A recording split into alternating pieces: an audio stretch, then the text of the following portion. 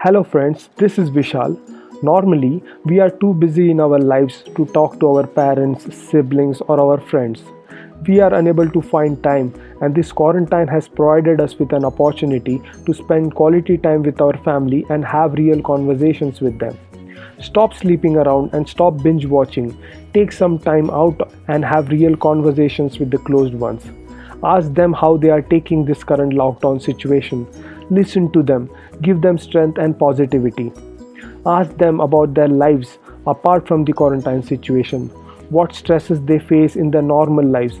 What are their feelings regarding different aspects of their lives in terms of their job, education, relationships, family, etc. Just listen to them. Don't interrupt them while they are sharing their feelings. And sometimes people just need listening. They are not looking for solutions, they just want to express their emotions. Also, share your thoughts and feelings. They will appreciate you and help you in your individual struggles.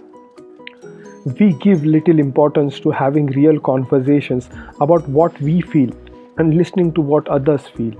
Every one of us have problems and it is important to share. Running away from real conversations only weaken us from inside. There is nothing to be ashamed or embarrassed about. Your closed ones are the only people you have who care about you. This is a great opportunity to start having conversations about real deep feelings and your day-to-day life worries. We are used to hearing news of suicide.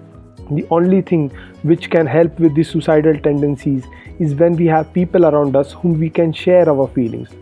Also, it is an opportunity to know the positives of each other's lives, what they have achieved in their lives, and how they have grown as a person through these years. Start small and make a routine of sharing your feelings and ideas with each other. We have to go beyond I'm fine. We are in a world where we cannot fight alone. We need people around us. You be a support system of people around you, they will be yours. This way we all grow. Don't hesitate to talk about the real issues. Make the most of this opportunity and talk and share and try to form a routine and continue this routine even after the lockdown.